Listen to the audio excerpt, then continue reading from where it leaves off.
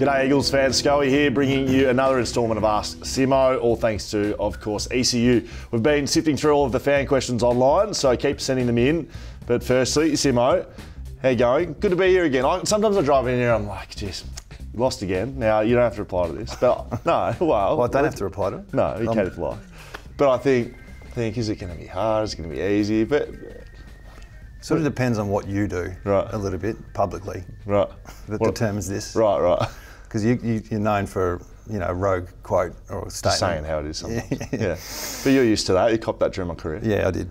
No, it's all good, mate. Other than the fact we're really struggling to start games, that's a challenge. But you and I, we're going well. It is a really good platform for me to talk to the fans and members though, because it's Monday afternoon. I've calmed down, got a bit more information, and I'm a bit more connected to, what I want to talk about. So, yeah, it's an important platform, this one. What did you change in the second half? Because clearly disappointing first half, but the game changed. What did you actually change? What did you get on top there? Not a lot, other than, we just felt we were just sitting off the game a little bit. So how to describe that, it's difficult. But when we put pressure on the game, especially Carlton, who have been known recently to be really good at that, so we just doubled down on that message, which was the message at the start of the game.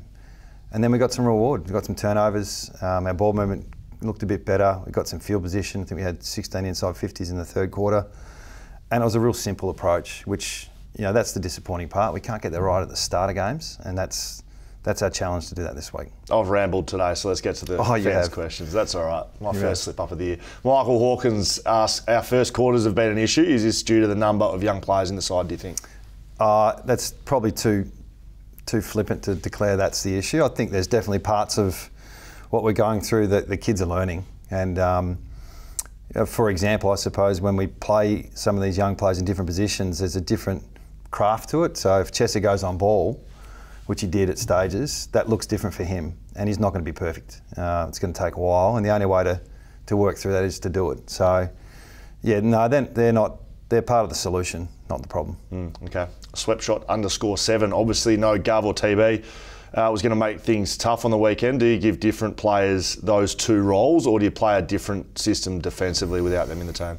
Yeah, we sort of knew it might happen with Barras, so we tried young Hoff on Kerno early, and it sounds a bit weird, that matchup, but he's a fighter. He's got tremendous speed and he competes really well.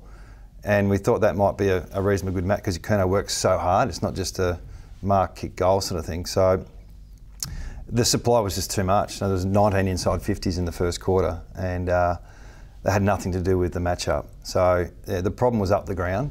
And the other part about our defence, and we went through it together, when we lost a few tolls back in 15, we came up with a bit of a new system. We're just not going to do that around 20.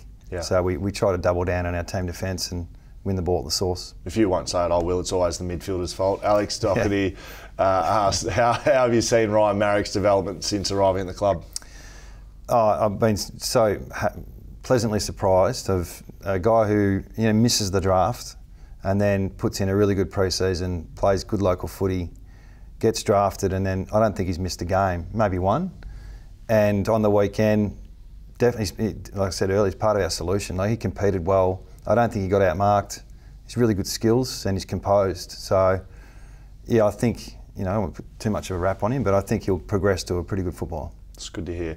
Bennett Saxton, this one was an interesting one. It was a great effort in the waffle on the weekend. Is this an opportunity to reward form from that game, or are we likely to shuffle the deck with returning senior players? I haven't looked. Can you touch on that game as well? Oh, yeah. Brutal. It was brutal. I won't go too deep on some of the things that I thought may have happened differently if there was a different decision here or there. So it was 2 weeks in a row almost, wasn't it, after the goal, after the siren goal or score. So I'm so proud of what Rob's doing. Like, he's done it harder than us. So he's got that group playing with real spirit, and they've copped some wax throughout the year, and you've been down there, mate. But they're starting to really gel, and yeah, we had some senior players play on the weekend. We just haven't had that all year. So it's 2 weeks in a row we've had more than 6 play, and now it gives us opportunity to talk about form and selection. So we couldn't do it after 1 week, but this week we can have the conversation. Australia retain the Ashes? Thoughts? No, not a lot of thought on that, mate, other than, I'm glad it rained. Yeah. So you're happy we've got it, right? Yeah, I'm not unhappy. Good, great. That's it for this week's episode of Ask Simmo. Thanks to ECU. We've got the Kangaroos at home Sunday afternoon. I'll be there. Good luck, mate.